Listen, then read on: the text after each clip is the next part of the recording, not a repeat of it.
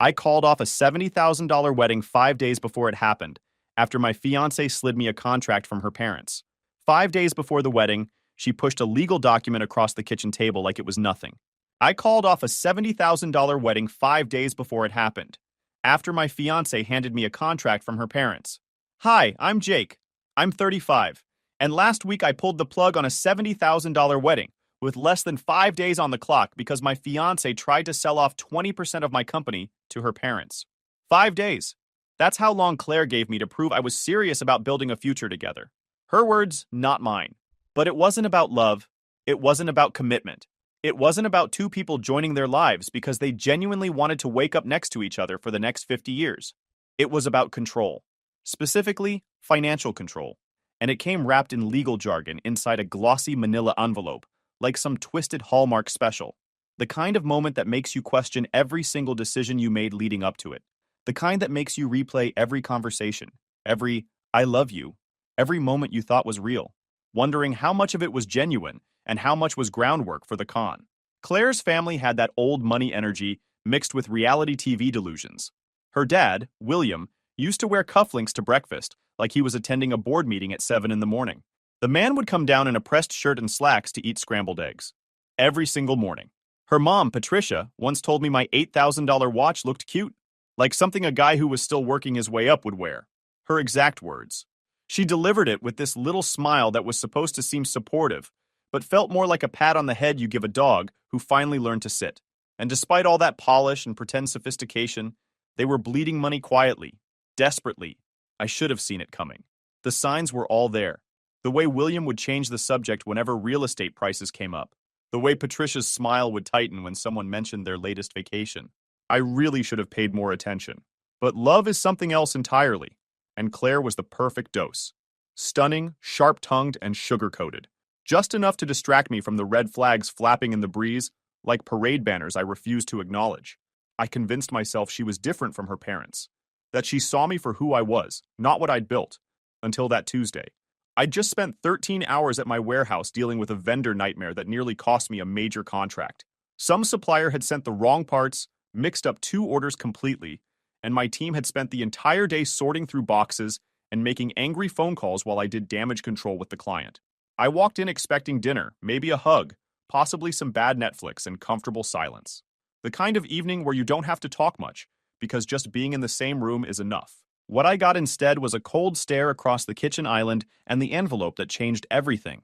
Claire was sitting there when I walked in.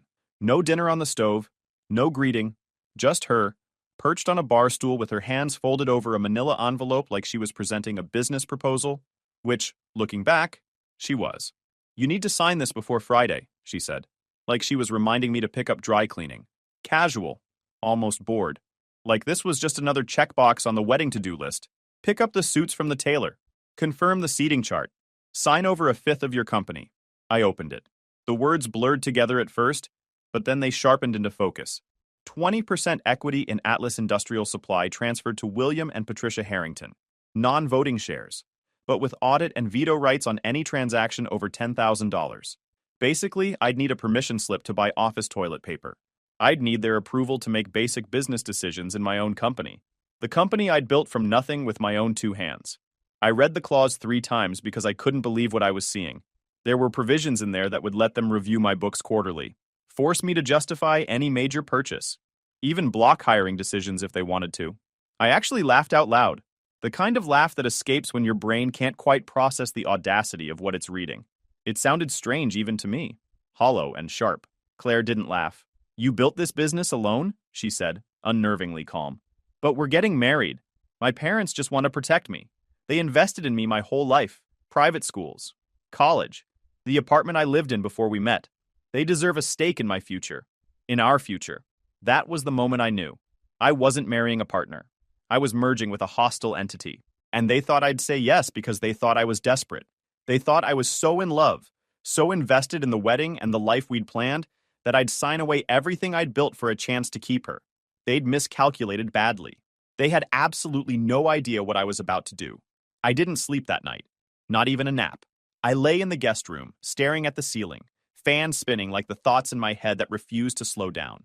The guest room. That should have been another sign. We'd been engaged for 2 years, and somehow I'd ended up in the guest room more nights than I could count. Always some excuse. She was stressed. She had a headache. She needed space to think about wedding details. I told myself it was normal. Couples go through phases. But lying there that night, I realized I'd been making excuses for her for years. They wanted a piece of me. Not love, not partnership, not a shared future built on mutual respect. They wanted equity, leverage, control, a way to prop up their failing finances using my success as a crutch. I'd become their retirement plan without even knowing it. I'd worked too hard for this. Way too hard. I started Atlas Industrial Supply when I was 23 with nothing but a maxed out credit card, a list of potential clients I'd cold called for 3 months, and a stubborn refusal to accept that the odds were against me. I'd been selling industrial equipment and safety supplies out of a rented storage unit with no heat in winter, no ventilation in summer, and a flickering fluorescent light that gave me headaches every single day. The landlord was a guy named Hank, who smoked cigars inside even though there were no smoking signs everywhere. He didn't care. Nobody cared about that place. The unit was so small I had to organize inventory by stacking boxes on top of each other and memorizing where everything was. One wrong box and the whole system collapsed like dominoes.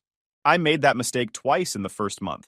Spent entire nights reorganizing after one misplaced order. I'd slept in my truck more times than I can count during those early years.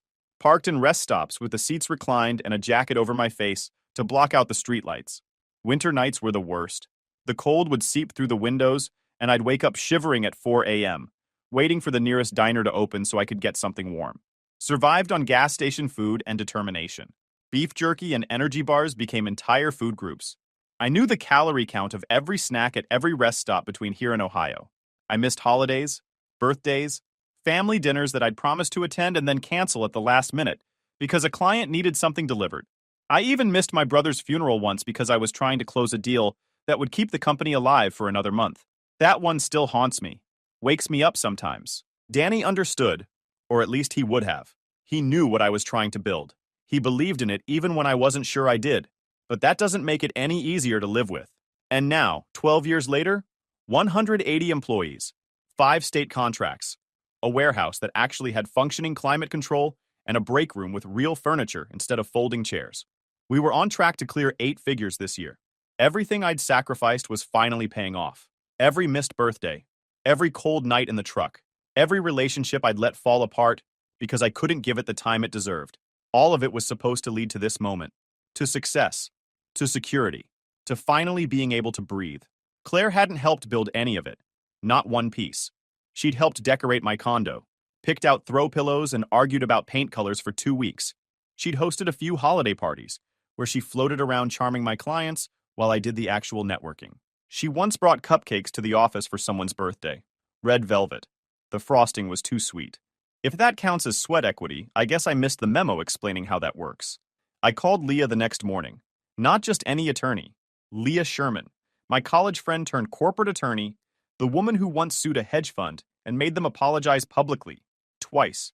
Different lawsuits. Different funds. Both times they thought they could steamroll her. Both times they learned otherwise. She had a reputation for being absolutely ruthless when someone tried to pull something shady, and she loved every second of it. I'd seen her in depositions. She'd smile at opposing counsel like a shark that just smelled chum in the water. She didn't say a word when I dropped the contract on her desk. Just took it, put on her reading glasses, and started scanning.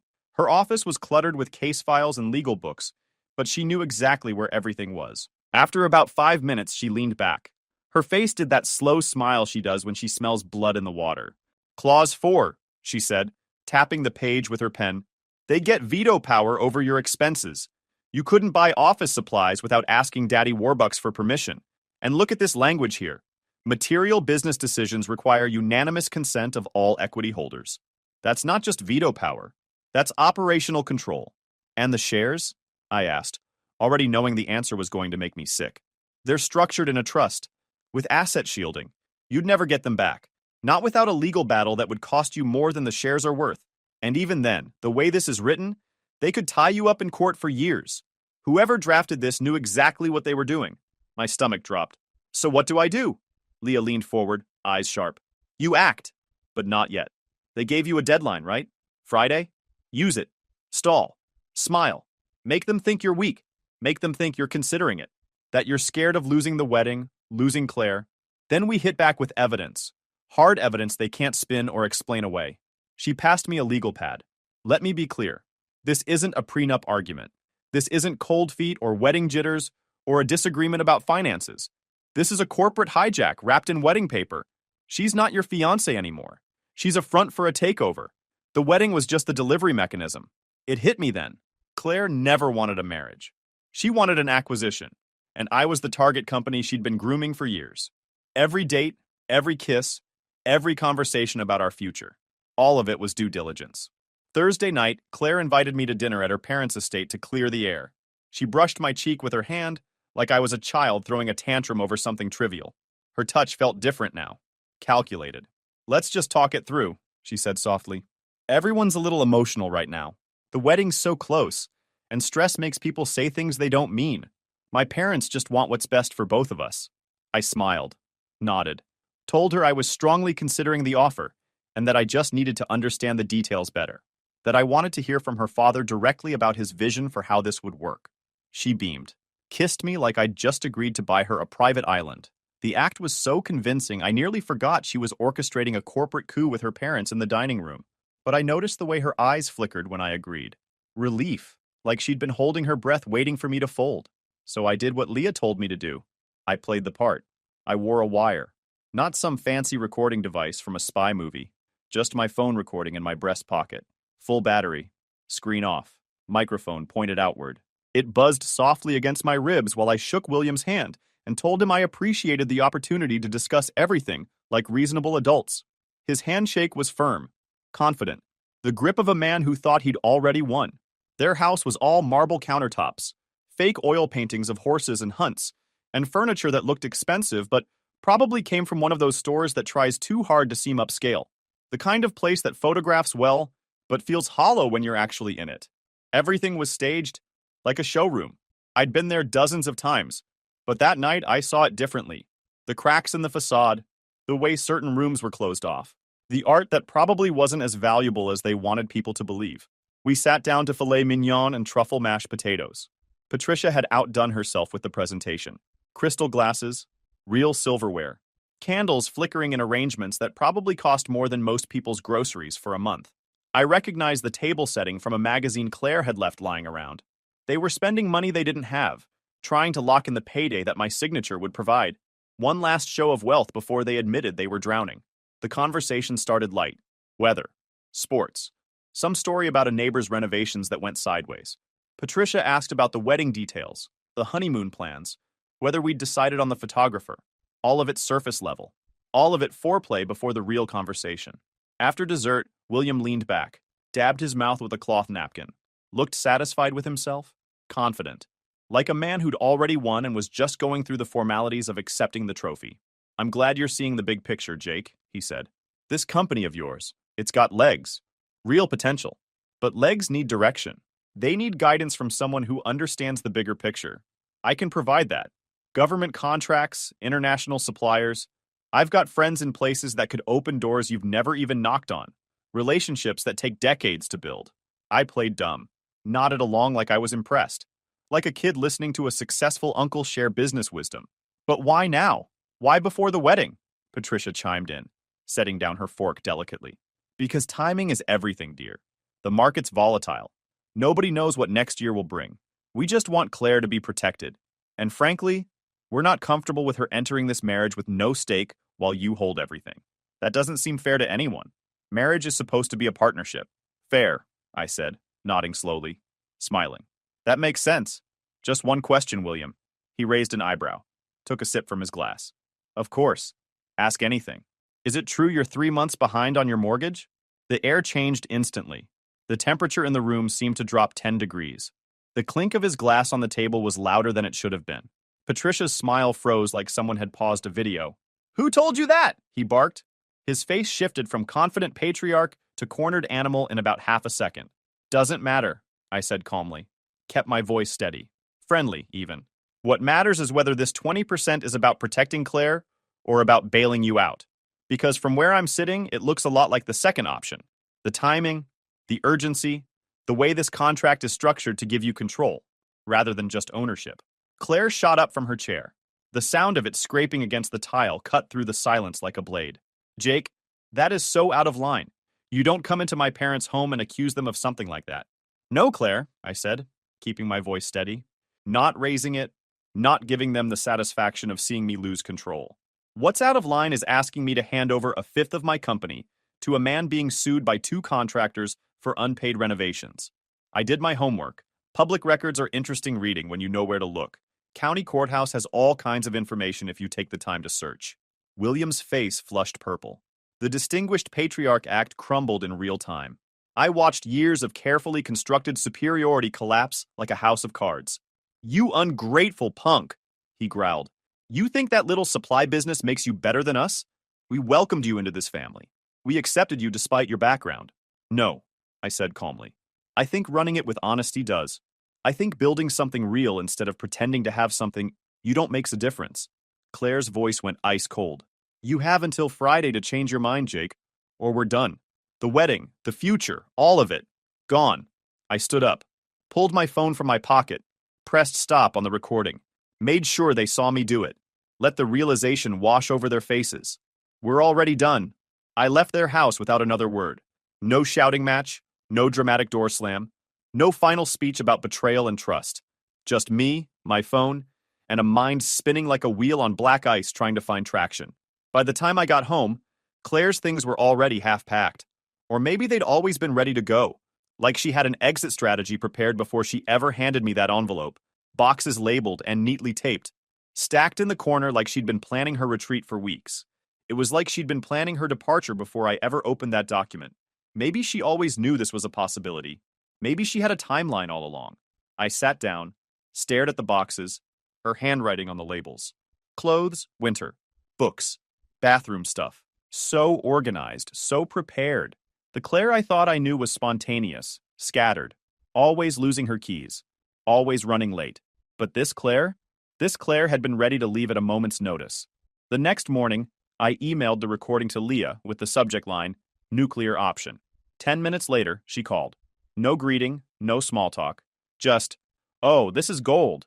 Pure, unfiltered gold. We're going scorched earth. She drafted a legal statement with timestamps, transcripts, and context. Documented everything. The contract terms, the dinner conversation, the admission about the mortgage. Then sent it to every single mutual connection we had. Friends, colleagues, even my florist. But we weren't posting anything publicly yet. Leah said, let them make the first move. Let them lie first. Let them try to control the narrative. Then we bury them with the truth. Make the contrast impossible to ignore. And they did. Oh man, did they ever. Saturday morning, Claire posted a video. Full glam, soft lighting, sad piano music in the background. The whole production. A single tear rolling down her cheek so perfectly timed, I almost wanted to applaud the effort. She must have done multiple takes to get that tear to fall at exactly the right moment.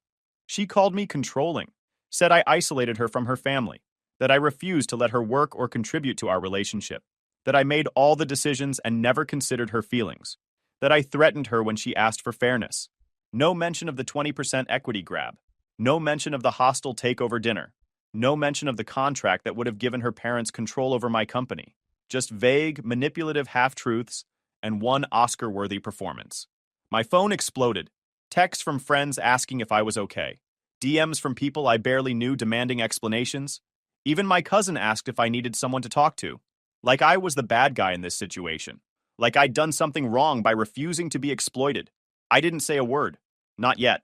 Leah had been clear. Let them commit to the lie. Let them build their narrative. Then tear it down. But I'll admit it stung. More than I expected. Claire was winning the narrative. Her followers, thousands of them, were flooding the comments with crying emojis and stay strong queen energy. I was being painted as the villain, while she collected sympathy like donations at a telethon.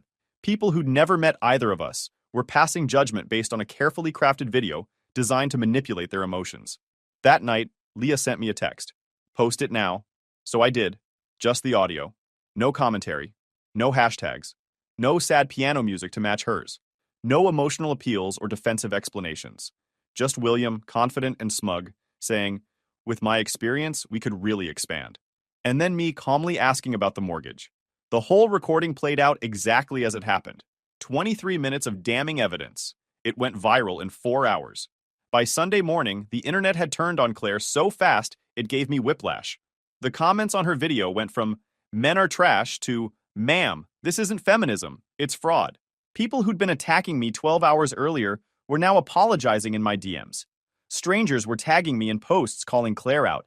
Someone found her LinkedIn and started commenting on her work history. Another person dug up an old interview where William bragged about his investment portfolio that apparently didn't exist anymore. Someone stitched the audio to her crying clip and titled it, "When the Queen Falls Apart Mid-Heist." Another person made a whole breakdown video analyzing her body language in the original post versus the audio. A body language expert on YouTube did a 15-minute analysis of the dinner recording, pointing out every time William's voice shifted when he got nervous. Brutal. Hilarious. Also deeply satisfying in a way I didn't expect. The memes started rolling in. Screenshots of Claire's tear with captions like, "POV, the equity grab didn't work."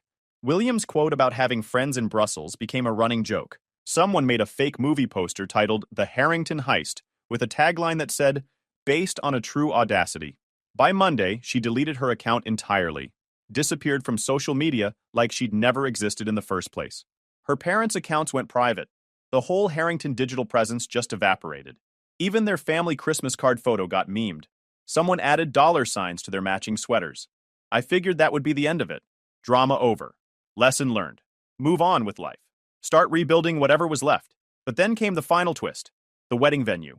$40,000. Non-refundable. Paid in full.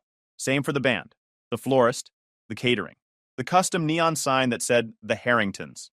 Yeah, her last name, not mine. She'd ordered it without even discussing it. I only found out when I saw the invoice. Altogether, over $70,000 down the drain. $70,000 for a wedding to a woman who saw me as an investment opportunity. Now, I could have just written it off. Cost of tuition at the University of Red Flags. Expensive lesson, but lesson nonetheless. Some people pay that much for business school and learn less. But something inside me snapped. Not out of pettiness, out of principle, out of a refusal to let all that money just evaporate into nothing, while the people who tried to exploit me walked away clean.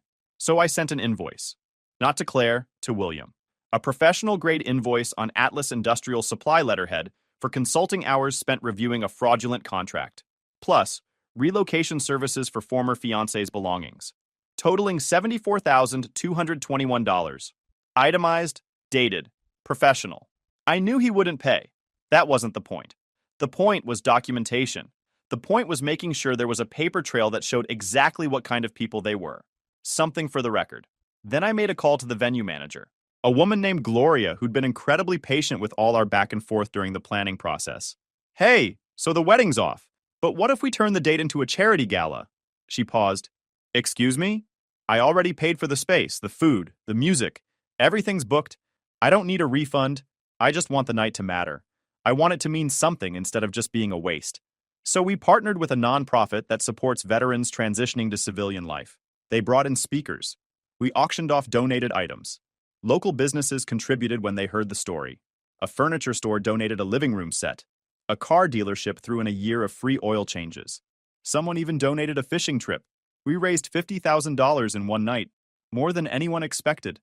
More than the wedding would have cost if you didn't count the emotional damage. I stood on the same stage where I was supposed to say vows and handed a check to a Marine named Kevin, who'd lost his leg overseas. Afghanistan, 2 tours. He told me his story before the event started. How he'd come back different. Couldn't sleep. Couldn't hold a job. How the transition to civilian life almost broke him.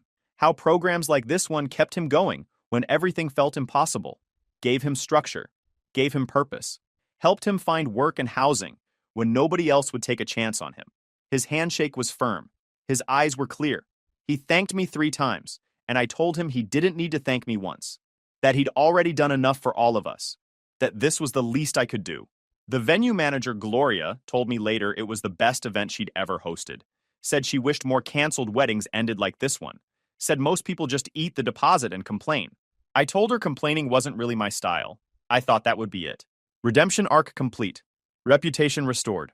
Move forward with life and try to forget the whole mess. Then the letter came. No return address. Just my name written in handwriting I recognized instantly. Claire. The loops in the letters. The way she crossed her T's. I'd seen that handwriting on birthday cards and grocery lists and notes left on the kitchen counter. I stared at it for a long minute before opening it. Curiosity won over caution. Inside, no threats. No manipulation. No legal language. Just a short, surprisingly human note. Jake, I miss you. You were right. My parents were wrong. I'm staying at a friend's place now. I left them. Finally walked away from all of it. I just don't know who I am without all that noise. Can we meet? No contracts, no pressure, no parents. Just us. Coffee somewhere neutral. I just want to talk. I took a red Sharpie. Wrote, "Return to sender," across the front. Dropped it in the outgoing mail tray without a second thought. A few weeks passed quietly. The storm Claire stirred up had blown over. The audio clip made its rounds. The story got picked up by a few business blogs. How a CEO dodged a corporate ambush disguised as a wedding. Catchy headline. Made for good reading, apparently.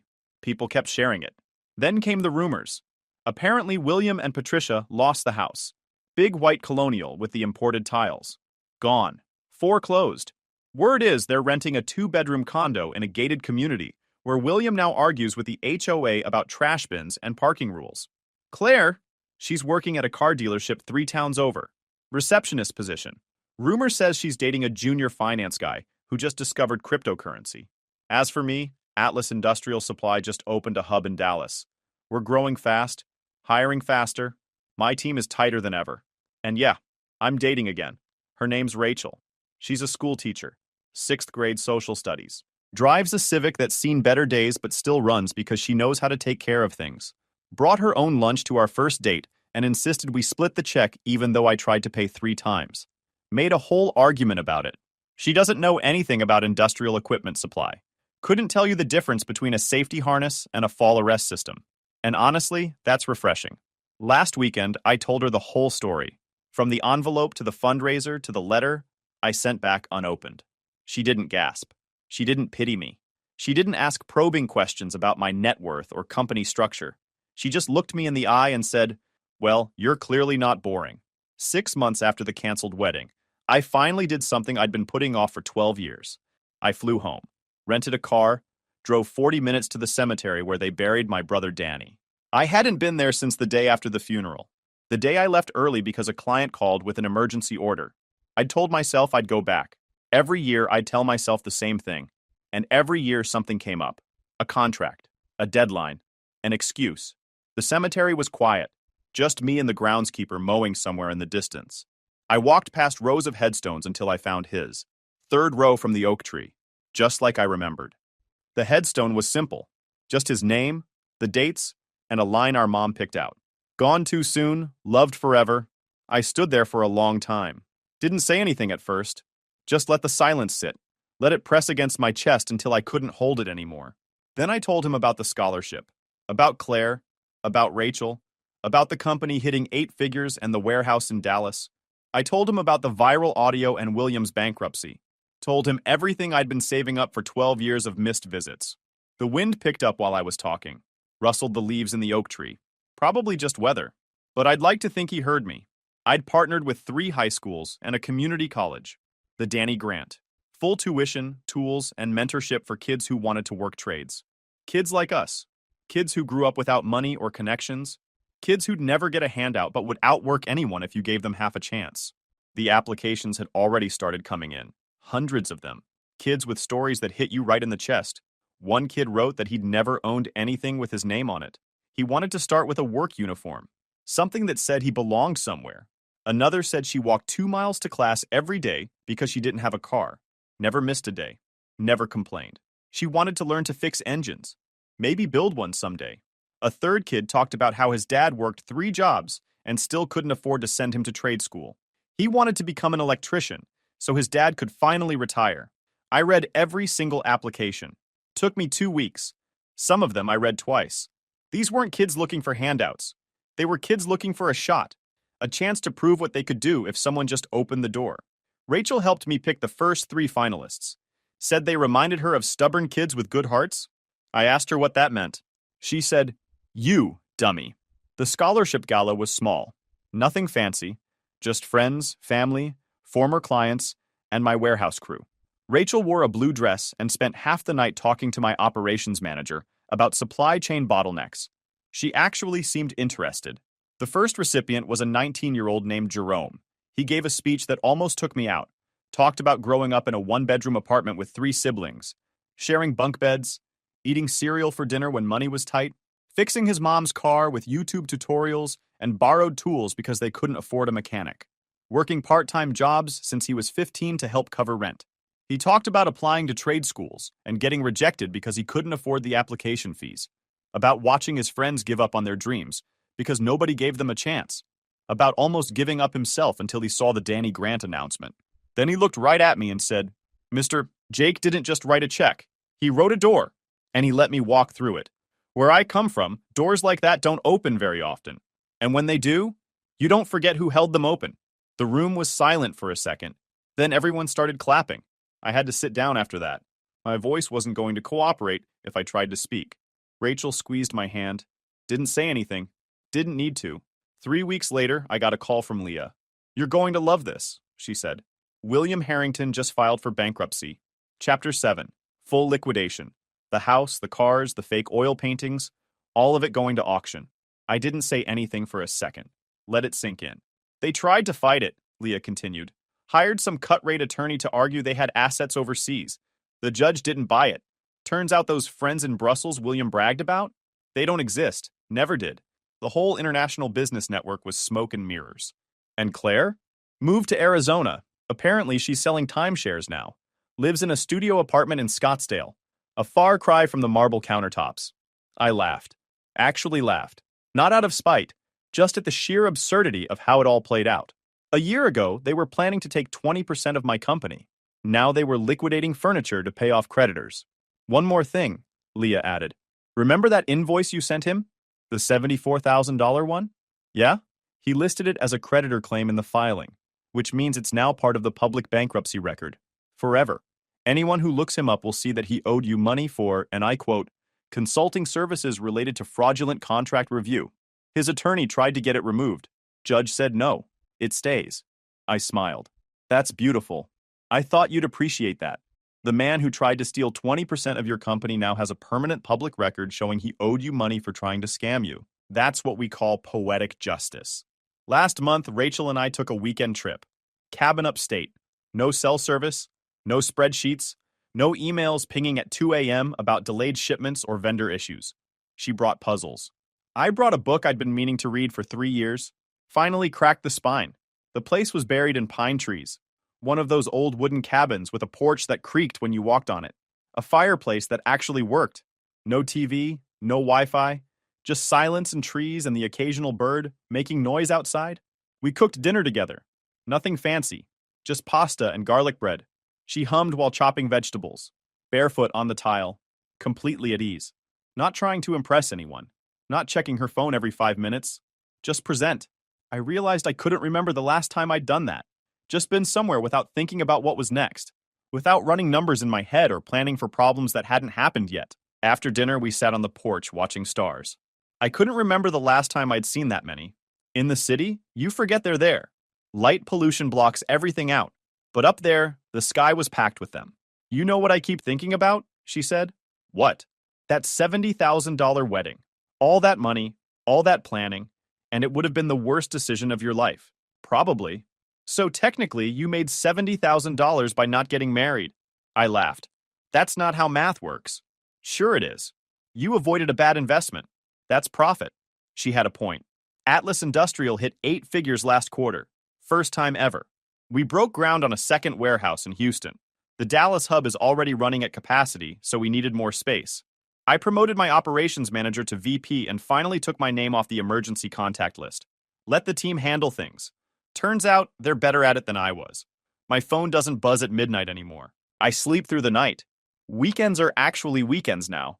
Still feels strange sometimes, but I'm getting used to it. Jerome started his apprenticeship at a garage downtown. Sends me updates every few weeks. Pictures of engines he's rebuilt. Tools he's learning to use. Diagrams he's studying. Last week he texted me a photo of his first paycheck stub. Just the stub. No caption needed. I knew what it meant. First money he'd ever earned doing something he actually wanted to do. I saved that text. Put it in a folder on my phone with the other updates from scholarship recipients. 4 of them now. each one sending progress reports like they're afraid I'll forget about them. I won't. Rachel's already planning next year's scholarship gala. She wants to double the recipients, expand to 2 more schools, maybe add a vocational track for healthcare workers. I told her that sounded expensive. She said, "Good thing you're not boring." The other day, I was cleaning out my desk and found the original contract, the one Claire slid across the kitchen island. 20% equity, audit rights, veto power over transactions.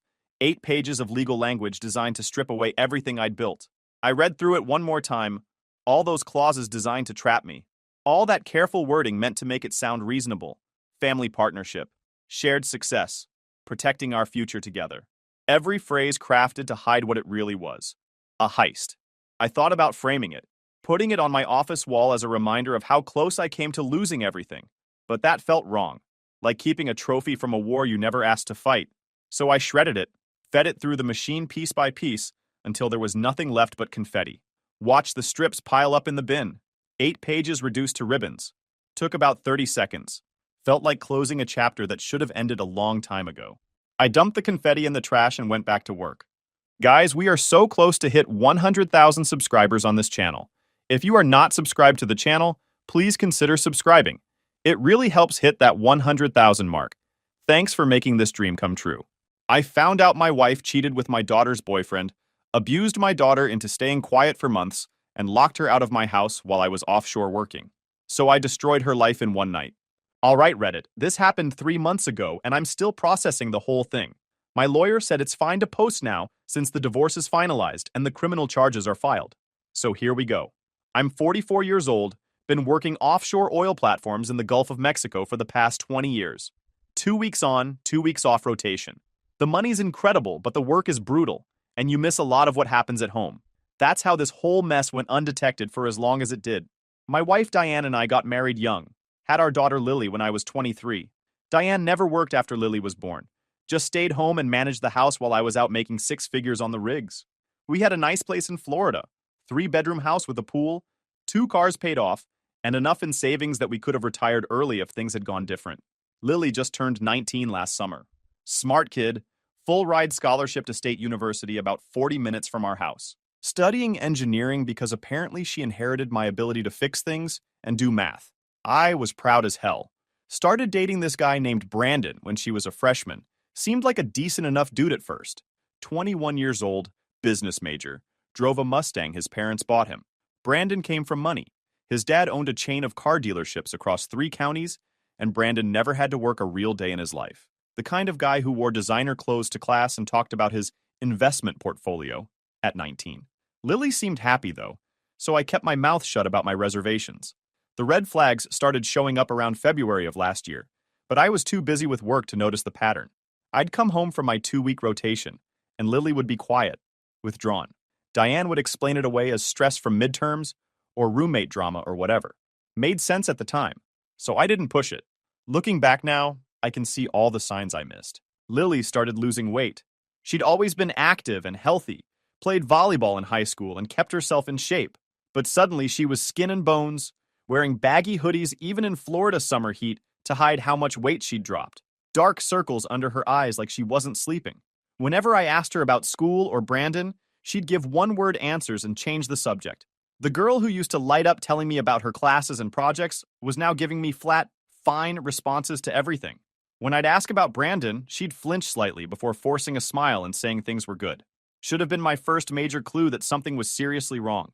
I remember one weekend in March, I took her out for breakfast at this diner we used to hit every Sunday when she was in high school. She ordered pancakes, her favorite, then barely touched them. Just pushed them around her plate while checking her phone every 30 seconds, like she was waiting for important instructions or permission to exist. "You okay, sweetheart? You've barely eaten." "Just not that hungry, Dad. School stuff on my mind." "Want to talk about it?" "No, it's fine." "Really?"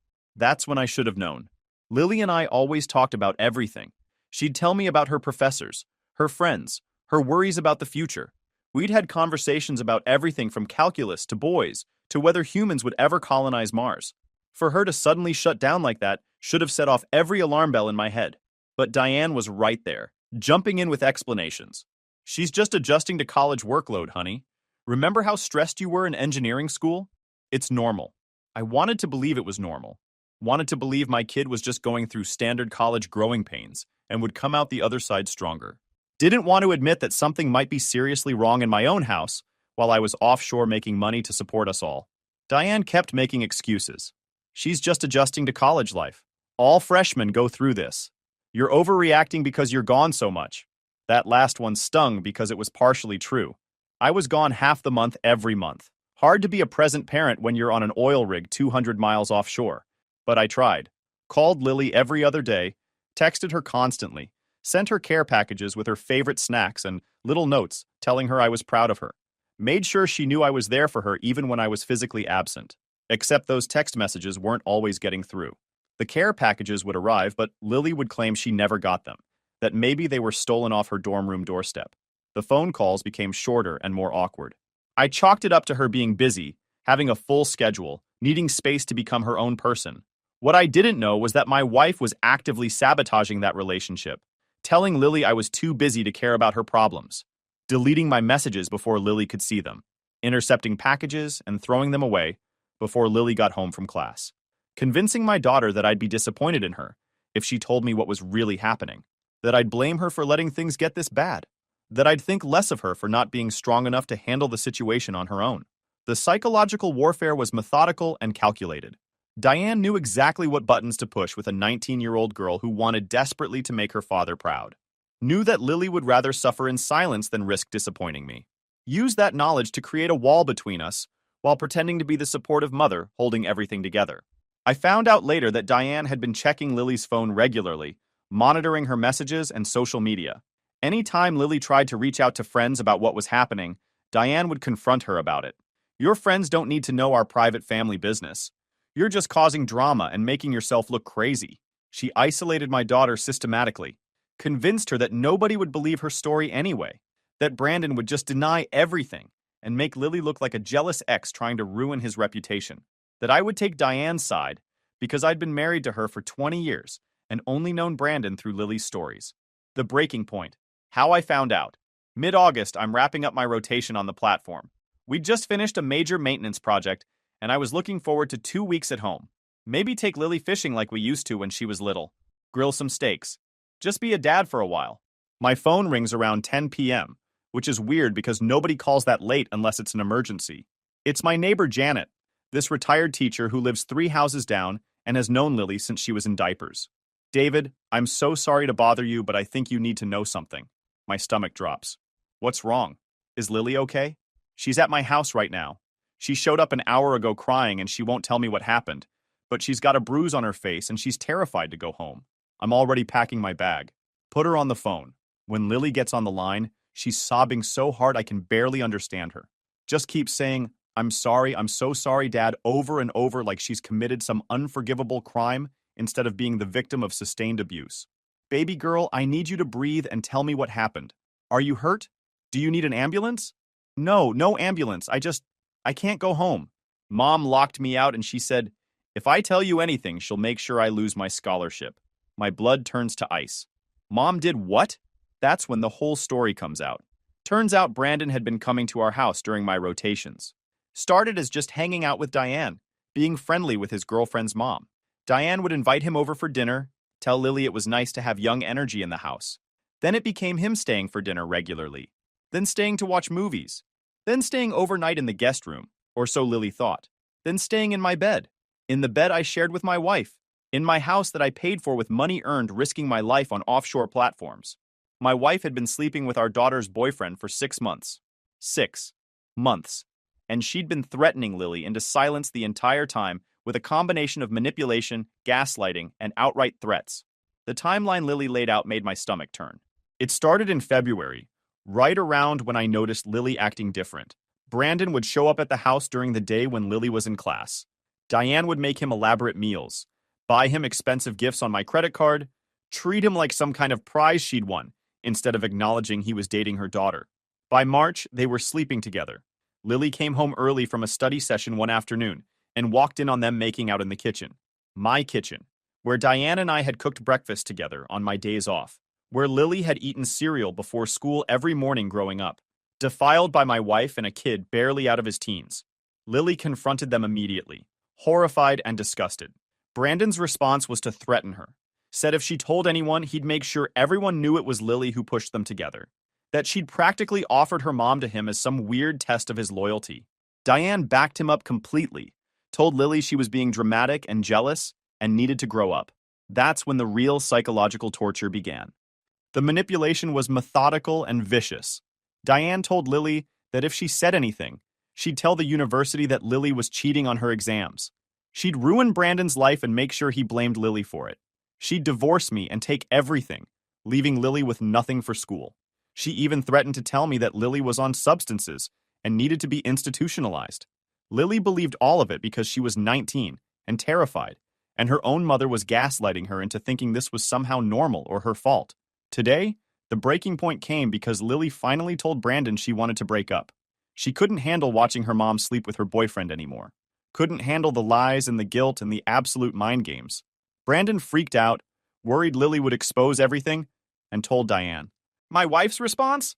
Slapped Lily across the face, told her she was an ungrateful brat who should be thanking her for teaching her boyfriend how to be a real man, then physically threw her out of the house and locked the doors. Took Lily's house key, changed the locks, and told her not to come back until she learned to keep her mouth shut. I'm listening to all this while standing on an oil platform in the middle of the Gulf, feeling like someone just ripped my heart out through my throat. My hands are shaking so bad I can barely hold the phone. Lily, listen to me very carefully.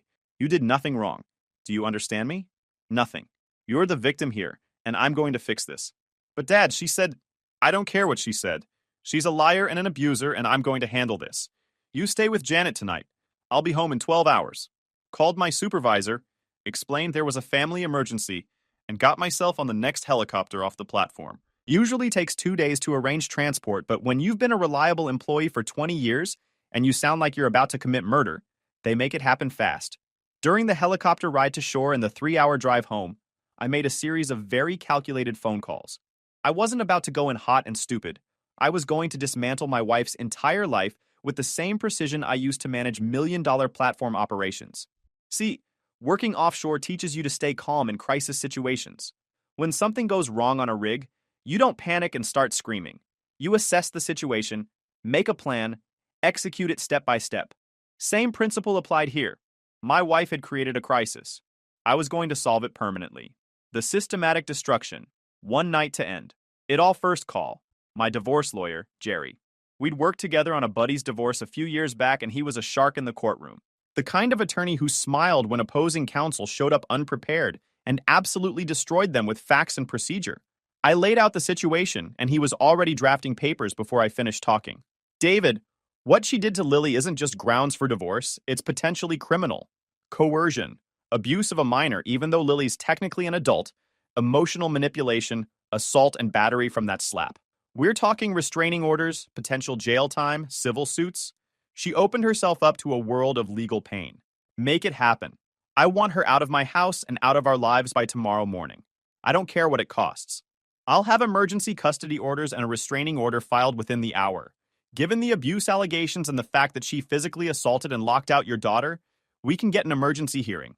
Judge Martinez is on call tonight, and she doesn't mess around with domestic violence cases. We'll have orders in place by morning. Jerry was a machine. I could hear him typing while we talked, already drafting motions and affidavits. I'll need Lily's statement as soon as possible. Photos of the bruise, timeline of events. And David, document everything. Every text message, every call, every interaction from here on out. This is going to get ugly, and I want ammunition. Second call. My bank. Moved every cent from our joint accounts into a new account in just my name. Froze all the credit cards. Cut off access to everything. My money, my accounts, my problem to protect. The bank manager, this guy named Harold who I'd known for 15 years through various accounts and loans, didn't even question it when I explained the situation. Just said, consider it done, and started processing paperwork immediately. 20 minutes later, I had confirmation that roughly $180,000 in savings was now in a new account with only my name on it. All joint credit cards were frozen. The card Diane had been using to wine and dine her boy toy was now useless plastic. Harold, I need you to pull transaction records for the joint credit card for the last 6 months. Restaurants, hotels, retail purchases, everything. Send it to my lawyer's email. Already compiling it. Should have it to him within the hour. And David, I'm sorry you're going through this. Your wife seemed like a nice lady, but clearly I was wrong. You and me both, Harold. Third call. My brother-in-law, Diane's brother Michael. He'd never liked her much anyway. Always said she married me for money and stability instead of love. Told him everything. Every sordid detail about the affair, the manipulation, the abuse. His response? I always knew she was trash, but this is next level. What do you need from me? I need you to call your sister and tell her that her family knows what she did, and they're disgusted. I want her to understand she's losing everyone, not just me. I want her to know there's no running home to mommy and daddy for sympathy. Michael made that call while I was still driving. Put me on hold so I could hear parts of it. His voice was cold and disgusted in a way I'd never heard before. Diane, I just got off the phone with David. He told me what you did to Lily, with her boyfriend, and I'm calling to tell you that you're dead to this family. Don't call mom and dad. Don't call me. Don't expect support or sympathy or a place to stay. You're on your own. She tried to lie about it, claimed Lily was being dramatic and making things up for attention. Michael shut that down immediately. I've known Lily since she was born. That kid doesn't have a manipulative bone in her body. She's honest to a fault. But you've always been a selfish piece of work who only cared about yourself. I told David he was too good for you when you got married, and turns out I was right. Don't call me again. He hung up on her mid-sentence. Came back on the line with me. She's crying and making excuses, but I'm not interested. Mom and Dad are going to lose it when I tell them. Want me to handle that too? Please. I've got enough to deal with. Fourth call. Brandon's parents. That was the one I was really looking forward to. Mr. Harrison, the car dealership king, answered on the second ring with that smooth sales voice he probably used on customers. Mr. Harrison, this is David Chen, Lily's father. We need to talk about your son, and I'd appreciate it if you'd listen to everything I have to say before responding. The sales voice disappeared, replaced with concern. Of course. Is Lily all right? Laid out the whole situation. The affair with my wife, the manipulation of my daughter, the emotional abuse, the way his 21-year-old son had been sleeping with a 42-year-old married woman and helping her torment a 19-year-old girl. The assault, the lockout, all of it. The silence on the other end lasted about 15 seconds. Then, are you absolutely certain about this? I need to know we're dealing with facts here, not assumptions or misunderstandings. My daughter is at my neighbor's house with a handprint bruise on her face from my wife. She's given me a detailed timeline of events spanning 6 months. My lawyer is filing charges in the morning. I'm certain, Mr. Harrison. Another pause. Then his voice went hard in a way that reminded me why he'd been successful in business. I'll handle my son. And Mr. Chen, I'm deeply sorry this happened to your daughter. If there's anything we can do to support her, anything at all, you let me know. My wife and I are absolutely horrified. Keep him away from Lily. That's all I want from your family. He comes near her again, and I'll handle it myself. Understood. He won't be a problem. You have my word. Found out later from mutual acquaintances what that conversation cost Brandon. Mr. Harrison called his son immediately after we hung up, told him to pack his stuff and be out of the family house by morning. Took back the Mustang, cut off his credit cards and allowance, froze his trust fund access. The kid went from trust fund baby to essentially homeless in one phone call. By the time I pulled into my driveway at 2 a.m., I had divorce papers ready to be served, a restraining order in process, all finances secured, and my wife's entire support system turned against her. Now came the fun part. The confrontation. Calm, cold, and calculated. I let myself into my own house using my key.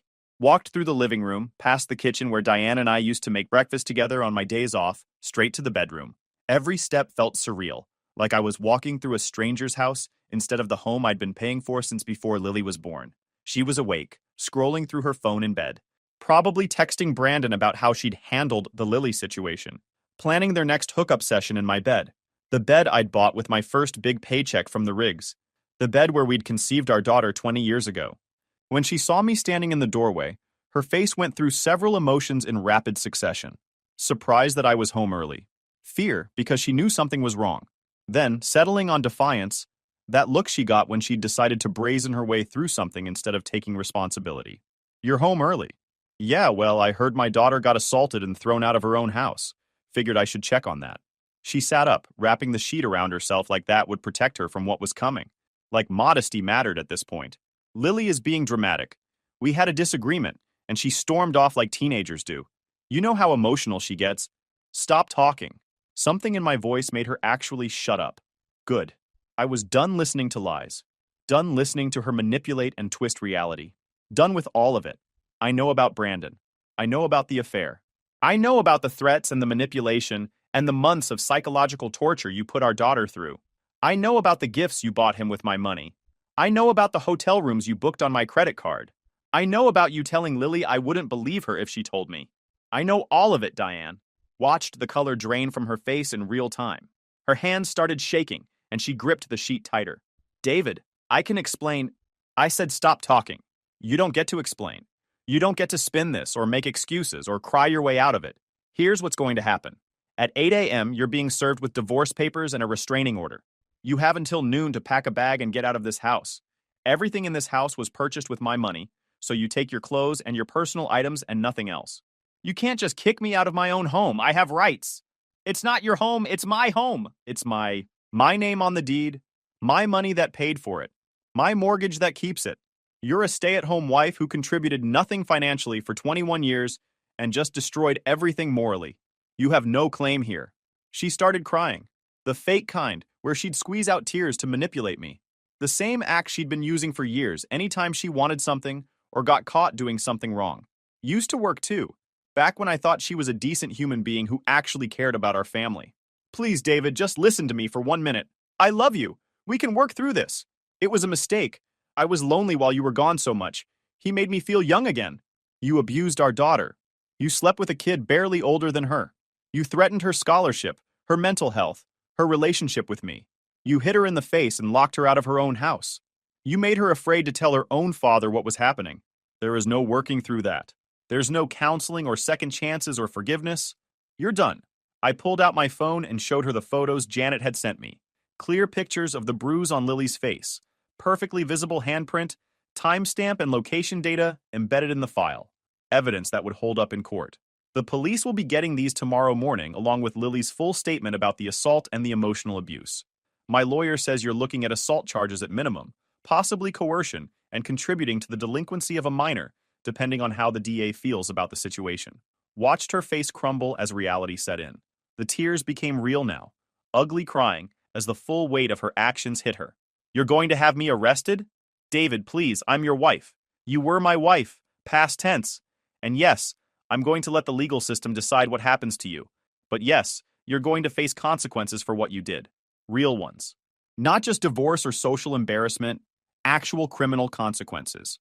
David, please, I'm begging you. I'll do anything. I'll go to counseling. I'll apologize to Lily. I'll end things with Brandon. I'll be the wife you deserve. You'll pack your stuff and be gone by noon. That's what you'll do. And if you're not gone, the sheriff will remove you. Your choice. She tried begging for another 10 minutes. Crying, pleading, making promises she had no intention of keeping. Offered to sign a postnup giving me everything if I'd just give her another chance. Said she'd get a job and contribute financially. Said she'd spend the rest of her life making it up to me and Lily. I just stood there and watched. Felt nothing. The woman I'd loved for 21 years was gone, replaced by this stranger who tortured our daughter for months while spending my money to support her boy toy. Finally, she tried a different angle, the tears stopping as anger took over. What about money? I need somewhere to live. I need a car. You'll get whatever the divorce settlement says you get, which won't be much considering adultery and abuse are both factors in Florida divorce law. But that's a problem for your lawyer to figure out. Speaking of which, you should probably get one. And find someone cheap because your credit cards are all frozen as of 2 hours ago. Her eyes went wide. You froze the cards? How am I supposed to pay for anything? Not my problem. You should have thought about that before you destroyed our family. Consequences, Diane. Welcome to them. This is insane. You're being cruel and vindictive, and I'm being protective of my daughter and decisive about removing threats from her life. You want to see cruel? Keep talking. Keep trying to make yourself the victim here. See how that works out for you in court when the judge sees the photos of what you did to Lily. That shut her up. She sat there on the bed, our bed, crying, and probably realizing for the first time that her actions had permanent consequences she couldn't charm or lie her way out of. Left her there crying in the bed she'd shared with our daughter's boyfriend, and went to check on Lily.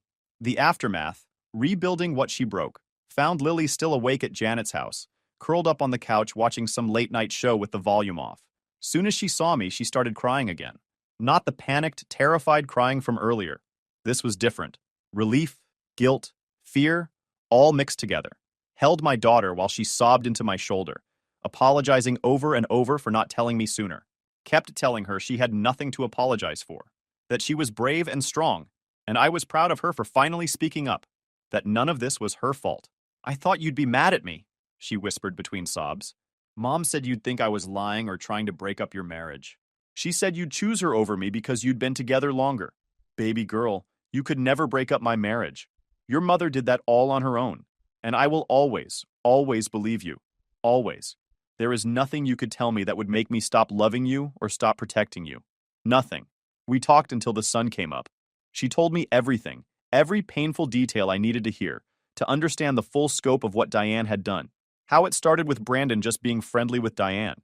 How Diane started buying him expensive gifts, taking him to nice dinners on my credit card, treating him like the son she never had instead of her daughter's boyfriend. Then one night, when Lily was at a study group, she came home early and found them together in the living room. Not just talking, but making out like teenagers. Lily tried to break up with Brandon immediately, but he threatened to tell me it was all Lily's idea, that she'd asked him to spend time with her mom so Diane wouldn't be lonely. Diane backed him up without hesitation. The gaslighting started small. Your dad works so hard. We don't want to stress him out with drama. Then it escalated. Your dad would never believe you over me. I've been with him for 20 years, and you're just a kid making accusations. Eventually, it became, your dad would hate you if he knew what you let happen. He'd think you were weak for not stopping it. My daughter spent months thinking she'd somehow caused or allowed this to happen, thinking it was her fault for introducing Brandon to her mom, thinking she was the problem for not being able to stop an affair between two adults who were actively manipulating her. I started skipping meals because I felt so sick all the time, she told me. Every time I sat down to eat, I'd think about them together and I'd just lose my appetite. Mom would make these elaborate dinners for Brandon, and I'd have to pretend everything was normal or she'd get angry. The weight loss, the dark circles, the withdrawal, all symptoms of sustained psychological abuse that I'd missed because I was offshore working to support a family that was falling apart without me knowing. I almost told you so many times, she said. I'd start to type out a text and then delete it. I'd call your number and hang up before it rang. Because every time I got close, Mom would say something about how disappointed you'd be, how hard you work, and how this would destroy you. She made it seem like telling you would hurt you more than keeping the secret. Made me physically sick hearing it all. But I listened to every word because she needed to say it, and I needed to understand the full extent of the damage my wife had caused. By 8 a.m., we were back at my house. Diane was still there, red-eyed and frantic, hadn't slept all night from the looks of it. She'd probably been up all night trying to figure out how to talk her way out of this, how to spin the narrative, how to make herself the victim.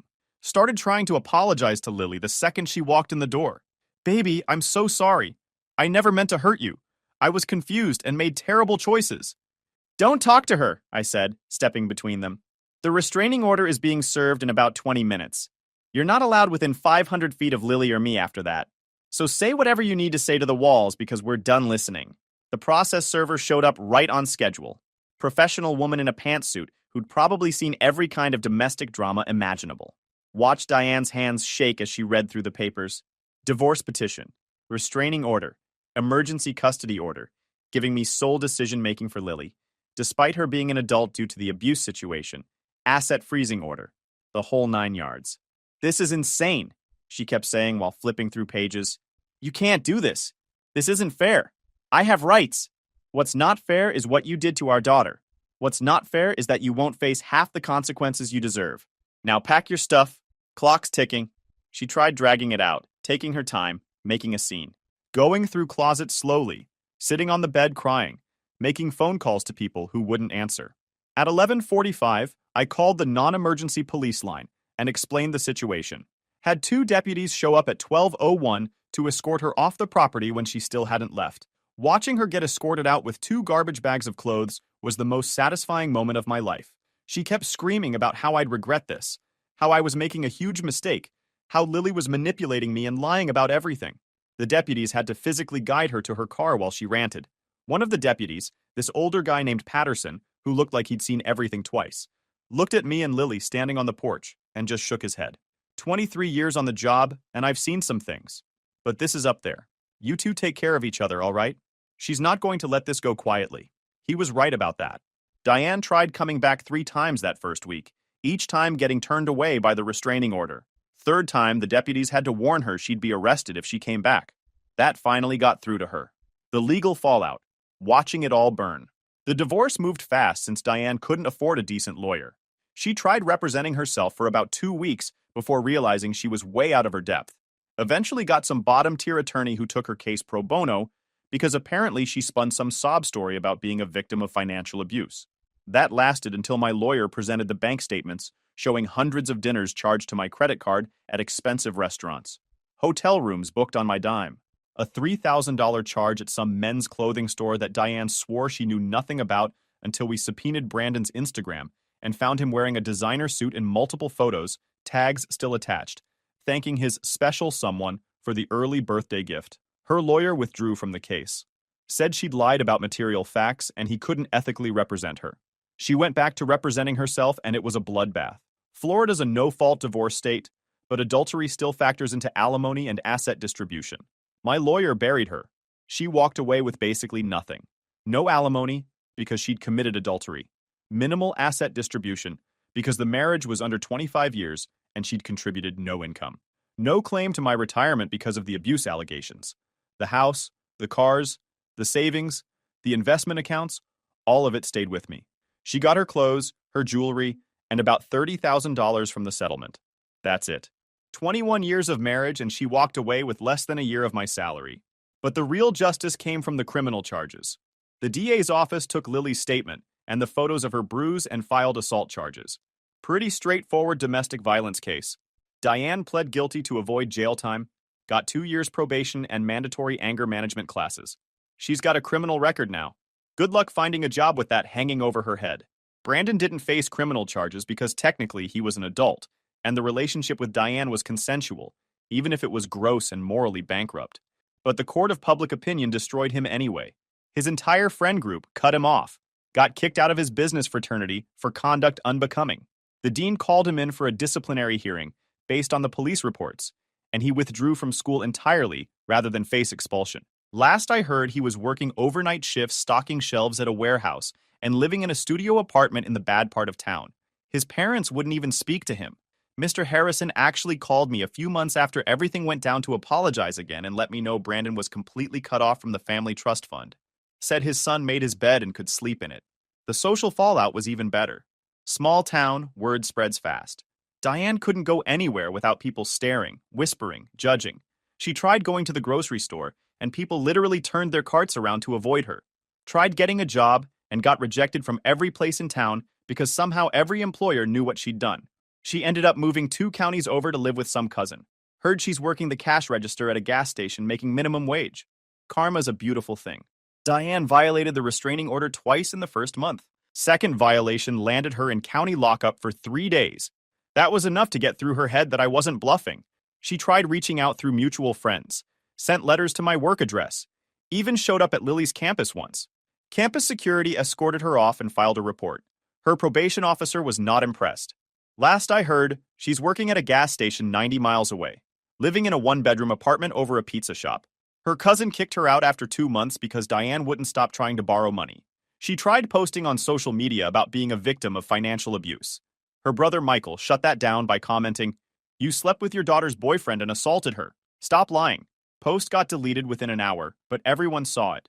Brandon's doing worse. Working overnight warehouse shifts, living in a studio with 2 roommates. Had to sell his designer stuff to make rent. Tried apologizing to Lily through a mutual friend. She told the friend if he contacts her again, she's filing for a restraining order. His family won't speak to him. Mr. Harrison told me at the grocery store that Brandon's out of the will completely. Actions have consequences. I'm sorry my son had to learn that by hurting your family. The university gave Lily a private counseling scholarship. She's been meeting with someone twice a week. The weight's coming back, she's sleeping better, actually smiling again. Made Dean's List last semester. Got invited to join an honors program for engineering students. Started hanging out with a new friend group that actually treats her right. I took 2 months off work to be there for her. We went fishing in Georgia, drove to the Keys for a weekend, spent time being a family of 2. She told me more about the abuse during those trips. Hard conversations but necessary. Put an extra 50 grand into an account for Lily. Grad school fund, car fund, whatever she needs. She's never going to depend on anyone like she thought she had to stay quiet for Diane. Janet still checks on Lily weekly. Sends care packages during finals, texts encouragement before exams. Lily calls her Aunt Janet now. 6 months out, the final pieces. The divorce finalized last month. Diane tried fighting it, claimed she deserved more money for emotional distress. Judge looked at the assault conviction and affair evidence and basically laughed her out of court. Final settlement. She got 30 grand and her personal belongings. I kept the house, both cars, all retirement accounts, all savings. She tried claiming alimony. Judge denied it based on adultery and abuse. Her lawyer bills are crushing her. She tried representing herself halfway through, and that went poorly. Now she owes her attorney about 15 grand she doesn't have. Brandon's parents sent Lily a formal apology letter and a $10,000 check. Told her they were horrified and wanted to contribute to her education. Lily deposited it and sent them a thank you note. The criminal case wrapped up with Diane taking a plea deal. 2 years probation, anger management classes, community service, permanent record now. I ran into her once at a shopping center. She saw me, started walking over. I turned around and left. Haven't seen her since. Guys, we are so close to hit 100,000 subscribers on this channel.